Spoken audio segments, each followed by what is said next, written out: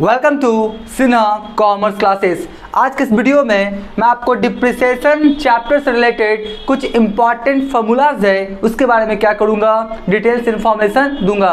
Right, देखिए depreciation calculate करने का कुछ क्या होता है, इंपॉर्टेंट फॉर्मूलाज होता है, कुछ आपका क्या होता है, टर्म्स कंडीशंस होता है जिसको आपको ध्यान में रखना अति आवश्यक होता है। मैं जनरली देखता हूँ कि जब डिप्रिसिएशन चैप्टर में स्टूडेंट्स लोग क्या करते हैं, एसेट्स अकाउंट बनाते हैं, राइट, तो उनसे क्या होता है, जनरली बनता नहीं है। वो बनता इसलिए नहीं है क्योंकि डिप्रिसिएशन सही ढंग से कैलकुलेट कर पाते नहीं है। क्वेश्चंस के अकॉर्डिंग आपको देख के वहां पर आपको ये सोचना पड़ेगा कि कौन सा फॉर्मूला वहां पे यूज किया जाएगा। देखिए क्वेश्चंस देखने के बाद ही आप डिसाइड करेंगे कि यहाँ पे कौन सा फॉर्मूला एप्लीकेबल होगा। राइट, इसके पहले वाला जो वीडियो था उसमें मैंने बताया आपको क्या है कि जब rate of depreciation per annum रहेगा तो वहाँ पे कैसे डिप्रिसिएशन कैलकुलेट करते हैं, और जब rate of depreciation per annum नहीं रहेगा तब डिप्रिसिएशन कैसे कैलकुलेट करते हैं, उसका मैंने पूरा क्या किया, कॉन्सेप्ट दिया है। राइट, कि date of purchase, date of acquisition से लेके जो क्लोजिंग डेट होता है, जनरली आपका 31 दिसंबर या 31 मार्च मिलेगा, तो आपका वो जो पीरियड हुआ उसमें डिप्रिसिएशन कैसे कैलकुलेट करेंगे, जब rate of depreciation per annum रहेगा तब, और जब रेट ऑफ डिप्रिसिएशन सिर्फ रहेगा पर एनम का जिक्र नहीं करेगा तब। वो मैंने क्या किया, कॉन्सेप्ट दिया है। आज के इस वीडियो में मैं आपको डिप्रिसिएशन चैप्टर से रिलेटेड और भी कुछ इंपॉर्टेंट फॉर्मूलाज क्या करूंगा, बताऊंगा। जब ये सब आप जान जाएंगे ना तो फिर आपका एसेट्स अकाउंट बनाने में कोई दिक्कत नहीं होगा। मैं बार बार बोल रहा हूं कि एसेट्स अकाउंट बनाने में कोई दिक्कत नहीं होता है। उसमें बस आपका क्या होता है, खरीदने का आपका पोस्टिंग होता है, आपका एसेट्स को परचेस करने का, डिप्रिसिएशन का आपका क्या होता है, पोस्टिंग होता है, फिर बेचने का, अगर बेचें तो उसका पोस्टिंग होगा, और फिर सीडी बीडी होते रहता है। तो उसमें कोई रॉकेट साइंस नहीं है एसेट्स अकाउंट बनाने में। अगर आपसे नहीं बन पा रहा है, सीधा सा अर्थ है कि डिप्रिसिएशन को आपने सही ढंग से कैलकुलेट करने के लिए सीखा अभी तक नहीं है। ठीक है, तो चलिए आज स्टार्ट करते हैं हम लोग क्या, methods of calculating annual depreciation. यानी हम लोग क्या करेंगे, एनुअल डिप्रिसिएशन कैलकुलेट करने का सीखेंगे। तो देखिए सबसे पहले क्या होता है कि एनुअल डिप्रिसिएशन कैलकुलेट करने का एक फॉर्मूला है, डिप्रिसिएशन बराबर क्या, देख लीजिए, कॉस्ट ऑफ एसेट्स, मतलब आपने एसेट्स का लागत कितना, एसेट्स को आपने खरीदा कितना में है वो, और अगर मान लेते हैं उसमें किसी तरह का एस्टिमेटेड स्क्रैप साल्वेज या रेजिडुअल वैल्यू रहेगा तो उसको क्या करेंगे, हम लोग लेस करेंगे। अब सवाल उठता है कि सर ये एस्टिमेटेड स्क्रैप क्या है। जैसे फॉर एग्जांपल, जैसे मान लिया जाए आपने एक बाइक खरीदा, आपने क्या खरीदा, एक बाइक खरीदा, और बाइक का लाइफ मान लेते हैं 15 साल है, 15 साल चलेगा, तो 15 साल बाद भी बाइक तो लोहा लक्कड़ कबाड़ में कुछ ना कुछ तो बचेगा, जिसको आप कबाड़ खाना में बेच के कुछ ना कुछ तो पैसा ले सकते हैं। अब शिष्ट मूल बोल सकते हैं, कबाड़ मूल बोल सकते हैं, शेष मूल बोल सकते हैं, मतलब लोहा के भाव में भी बेचेंगे कुछ ना कुछ तो बाइक का पैसा आपको मिलेगा। राइट, तो उसी को हम लोग क्या बोलते हैं, एस्टिमेटेड स्क्रैप, या उसी को बोलते हैं हम लोग क्या, साल्वेज, या उसी को क्या बोलते हैं हम लोग, रेजिडुअल वैल्यू। तो कुछ भी रहेगा, एस्टिमेटेड स्क्रैप रहे, साल्वेज रहे या रेजिडुअल वैल्यू रहे, उसको क्या करेंगे, कॉस्ट ऑफ एसेट्स में क्या करेंगे, लेस कर देंगे। क्या करेंगे, लेस कर देंगे, और डिवाइडेड बाय क्या करेंगे, एस्टिमेटेड यूजफुल और वर्किंग लाइफ ऑफ एसेट्स, मतलब वो जो एसेट्स है उसका लाइफ कितना है, 5 साल, 10 साल, 15 साल, 20 साल, वो सब क्वेश्चंस में आपको दिया हुआ रहेगा। तो ध्यान सुनिए, जब आपके क्वेश्चन में कॉस्ट ऑफ एसेट्स दे दे, राइट, एस्टिमेटेड स्क्रैप दे दे, या उसी को साल्वेज या रेजिडुअल वैल्यू बोल सकते हैं, और आपका estimated useful working life of assets दे दे,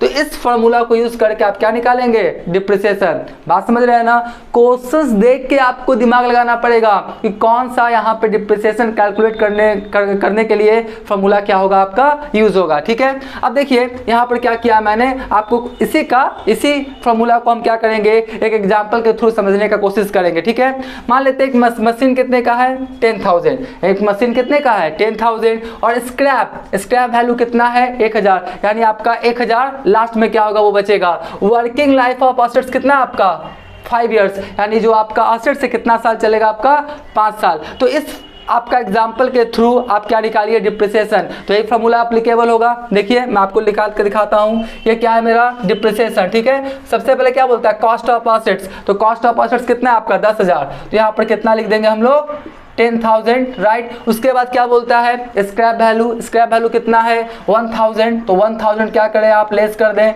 राइट, और डिवाइडेड बाय क्या बोलता है, एस्टिमेटेड यूजफुल और वर्किंग लाइफ ऑफ एसेट्स, कितना साल चलेगा, वर्किंग लाइफ कितना आपका, 5 इयर्स, तो यहाँ पर कितना लिख देंगे हम लोग, 5 इयर्स। अब इसको काट छाट करने के बाद जो वैल्यू आएगा वही मेरा क्या कहलाएगा, डिप्रिसिएशन। ठीक है, तो 10,000 में 1,000 चला गया, 9,000 हुआ। 9,000 को क्या करेंगे, 5 से भाग करेंगे तो कितना है आपका 1,800। कितना है आपका 1,800। मैं आशा करता हूँ ये दिखाई पड़ रहा होगा। तो 1,800 क्या हुआ, डिप्रिसिएशन हुआ हर साल का। पहला साल 1,800, फिर 1,800, फिर 1,800, फिर 1,800, फिर 1,800, 5 साल 1,800 1,800 क्या होगा, डिप्रिसिएशन करेंगे तो 10,000 में से आपका 18,95 9,000 क्या हो जाएगा, लेस हो जाएगा। फाइनली कितना बचेगा स्क्रैप वैल्यू, 1,000। ठीक है, तो इस तरह से डिप्रिसिएशन आप कैलकुलेट कर सकते हैं अगर ये इंफॉर्मेशन रहेगा तो। ठीक है, अब देखिए एक दूसरा आपका क्या है फॉर्मूला है, यहां पे बोलता क्या है, original cost plus installation cost. Installation cost क्या होता है, जैसे कोई भी जब असेट्स खरीदते हैं, मशीनरी खरीदते हैं, तो उसको स्थापित करवाने में, इंस्टॉलेशन करवाने में कुछ ना कुछ क्या होता है, खर्च आता है। जैसे फॉर एग्जांपल मैं समझाने के लिए बोल रहा हूँ, जैसे आपने एयर कंडीशन खरीदा, तो एयर कंडीशन ऐसा नहीं है कि लाए और प्लग में लगा दिए और स्टार्ट हो जाएगा, नहीं। आपका एयर कंडीशन खरीदेंगे तो उसका आपका इंडोर का अलग सेटअप होता है, आउटडोर का अलग सेटअप होता है, सारा सेटअप में इंस्टॉलेशन करवाना पड़ेगा, तो उसमें कुछ खर्च आएगा। उसमें क्या होगा, कुछ खर्च आएगा, तो उससे असेट्स का वैल्यू क्या होता है, बढ़ जाता है। ठीक है, कोई भी इंस्टॉलेशन अगर करवाए हैं असेट्स पे तो असेट्स का वैल्यू क्या हो जाएगा, उससे बढ़ जाएगा। मान लेते हैं आटा चक्की का मशीन है, राइट, तो आटा चक्की की मशीन लाए और आपका जो दुकान है उसमें क्या क्या इंस्टॉलेशन करवाएं तो खर्च आएगा। मान लेते कोई जिम है, कोई क्या है आपका जिम, जिम में क्या हुआ, इक्विपमेंट्स वगैरह आया तो सारा खुला हुआ पार्ट्स में रहता है, तो इंजीनियर आके सब क्या करता है, जितने जो आपका इक्विपमेंट्स है जिम का सब क्या करता है, सेटअप करता है। उसे क्या बोलते हैं, इंस्टॉलेशन। क्या बोलते हैं, इंस्टॉलेशन। तो इंस्टॉलेशन से असेट्स का वैल्यू क्या होता है, आपका बढ़ जाता है। ठीक है, तो आपका बोलता है ओरिजिनल कॉस्ट जितना हो, अगर कोई इंस्टॉलेशन कॉस्ट है तो उसको क्या करें, ऐड कर दें। क्या करें, ऐड कर दें, प्लस कर दें। और उसके बाद कोई अगर स्क्रैप वैल्यू है तो उसको क्या करें, आप लेस कर दें। तो देखिए इसमें कॉस्ट ऑफ असेट्स था, राइट, और इसमें आपका कॉस्ट ऑफ असेट्स और प्लस क्या है, इंस्टॉलेशन कॉस्ट। एक बार फिर से ओरिजिनल कॉस्ट में इंस्टॉलेशन कॉस्ट क्या करेंगे, ऐड कर देंगे, कर दिए। उसके बाद क्या है, लाइफ ऑफ असेट्स, मतलब कितने साल चलेगा। तो देखिए इसको भी सॉल्व करने के लिए मैंने क्या किया है, एक फॉर्मूला क्या किया है, लिया है। देखिए आपका मशीन कितने का है, 10,000, इंस्टॉलेशन कॉस्ट कितना है, 500, यानी जो मशीन था 10,000, इसको इंस्टॉलेशन करवाने में खर्च कितना आएगा, 500। ठीक है, उसके बाद स्क्रैप वैल्यू कितना है आपका, 1,000। उसके बाद बोलता है वर्किंग लाइफ ऑफ असेट्स कितना आपका, 5 ईयर्स। ठीक है, तो चलिए इसको क्या करते हैं हम लोग, फॉर्मूला में यूज करते हैं। सबसे पहले क्या बोलता है आपका ओरिजिनल कॉस्ट, ओरिजिनल कॉस्ट कितना हो गया मेरा 10,000, राइट। उसके बाद क्या बोलता है इंस्टॉलेशन कॉस्ट, इंस्टॉलेशन कॉस्ट कितना है आपका 500, राइट। उसके बाद स्क्रैप कितना है आपका 1,000, तो इसको कितना लिख देंगे हम लोग 1,000, राइट, और डिवाइडेड बाय क्या करेंगे हम लोग, कितना साल है, 5 साल। कितना साल है, 5 साल। तो इसको जब कैलकुलेशंस करने के बाद जो आएगा वो मेरा क्या कहलाएगा, डिप्रिसिएशन। तो देखिए 10,500 हो गया, ठीक है, 10,500, उसमें 1,000 लेस कर दीजिए, 9,500, 9,500 में 5 से क्या करें, डिवाइड कर दे, कितना आएगा आपका 1,900। कितना आएगा आपका 1,900, 1,900। तो यहाँ पे हर साल जो डिप्रिसिएशन कितना होगा आपका 1,900, 1,900, 1,900 इस तरह से होगा। ठीक है, तो ये भी आप समझ गए होंगे। अब क्या होगा, एक नया चीज मिलेगा। कभी कभी क्या होगा क्वेश्चन में कि आपको रेट ऑफ डिप्रिसिएशन निकालने के लिए बोलेगा। क्या बोलेगा, रेट ऑफ डिप्रिसिएशन, कि रेट ऑफ डिप्रिसिएशन कैसे फाइंड आउट करेंगे। ठीक है, तो रेट ऑफ डिप्रिसिएशन निकालने का फॉर्मूला क्या होता है, ध्यान से देखिए, एनुअल डिप्रिसिएशन, ठीक है, इनटू 100 और डिवाइडेड बाय क्या हुआ, ओरिजिनल कॉस्ट। ठीक है, एक बार फिर से एनुअल डिप्रिसिएशन इनटू 100 और डिवाइडेड बाय क्या हुआ मेरा, ओरिजिनल कॉस्ट। बैकग्राउंड में थोड़ा डॉग्स बार्किंग का आवाज आ रहा होगा, इसके लिए सॉरी। ठीक है, तो आपका क्या हुआ, अब इस फॉर्मूला को यूज करके हम लोग क्या निकाल लेंगे, रेट ऑफ डिप्रिसिएशन। कुछ क्वेश्चन में आपको निकालने के लिए मिल सकता है। ठीक है, तो देखिए इसको भी क्या करेंगे हम लोग, कैलकुलेट करेंगे। आपका क्या निकालेंगे, रेट ऑफ डिप्रिसिएशन। क्या निकालेंगे, रेट ऑफ, क्या निकालेंगे, रेट ऑफ डिप्रिसिएशन। ठीक है, क्या निकालेंगे हम लोग, रेट ऑफ डिप्रिसिएशन। तो देखिए कैसे निकलेगा, हम ये वाला फॉर्मूला पहले लेके चलते हैं। ये जो फॉर्मूला है ना, ये वाला हम लोग यूज कर रहे हैं। ठीक है, ये वाला एग्जांपल से हम लोग क्या कर रहे हैं, रेट ऑफ डिप्रिसिएशन निकाल रहे हैं। ठीक है, तो बोलता है एनुअल डिप्रिसिएशन। एनुअल डिप्रिसिएशन कितना है आपका 1,800, तो एनुअल डिप्रिसिएशन कितना लिख देंगे हम लोग 1,800।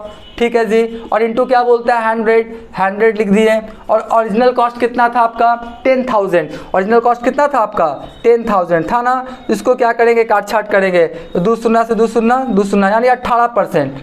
कितना आया मेरा 18%, यानी रेट ऑफ डिप्रिसिएशन कितना हो गया मेरा 18%। और देखिए आप देखिए 10,000 का 18% कितना होगा 1800, ठीक है।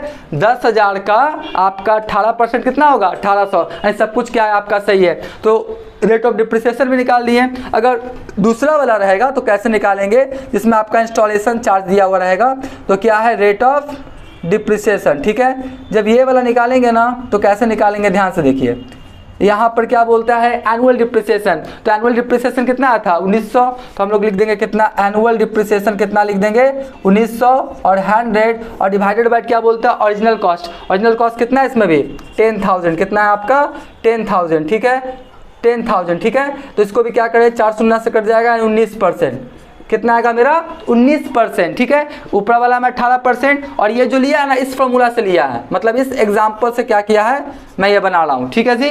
तो उसका कितना आ गया 19%। अब देख लीजिए आपका सिंपल सा है, आपका 10,000 का 19% कितना होगा 1900, 10,000 का 19% कितना होगा 1900, यानी सब कुछ मैंने क्या किया आपको बता दिया, राइट, कि कौन सा इन्फॉर्मेशन रहेगा क्वेश्चन में, तो कौन सा आपका फॉर्मूला यूज किया जाएगा। अगर इतना आप समझ गए ये वाला और इसके पहले वाला बताए थे, जब rate of depreciation per annum रहेगा तो कैसे डिप्रिसिएशन कैलकुलेट होता है, और जब rate of depreciation per annum question में नहीं रहेगा तब कैसे डिप्रिसिएशन कैलकुलेट होता है। इतनी सारी बातें आप जान गए। अब हम बनाएंगे क्या एसेट्स अकाउंट, और मेरा एसेट्स अकाउंट बनते हुए चला जाएगा, राइट। तो इसका क्या करें आप पहले स्क्रीनशॉट ले लें।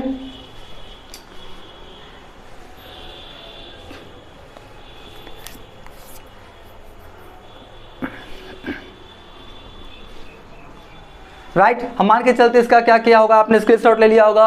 अब नेक्स्ट वाले वीडियोस में जो भी क्लास 11th अकाउंटेंसी आपका जो चैप्टर है डिप्रिसिएशन, या आपका बीकॉम पार्ट 2 में स्पेशलाइज अकाउंटिंग में जो डिप्रिसिएशन चैप्टर पढ़ना है, सभी का क्लास 11th अकाउंटेंसी में भी और बीकॉम पार्ट 2 में स्पेशलाइज अकाउंटेंसी के तहत जो डिप्रिसिएशन चैप्टर पढ़ना है, दोनों का मैं क्या करूँगा प्रॉब्लम्स और सोल्यूशंस का वीडियोस अपलोड करना स्टार्ट कर दूंगा। तो नेक्स्ट वाले वीडियोस में हम लोग आपका क्वेश्चंस यानी प्रैक्टिकल और सॉल्यूशंस का वीडियोस अपलोड करेंगे। अभी तक मेरा वीडियो अगर आपको अच्छा लगा, वीडियो को लाइक कर देंगे, चैनल को सब्सक्राइब करके मेरा हौसला बढ़ाएंगे, और अगर बेल आइकन को क्या करेंगे आप हिट करके ऑल कर देंगे। इससे क्या होगा कोई भी वीडियोस मैं अपलोड करूंगा उसका सबसे पहले आपको नोटिफिकेशन मिल जाएगा, राइट। तो आज का क्लास यहीं पेंड करते हैं। Thank you.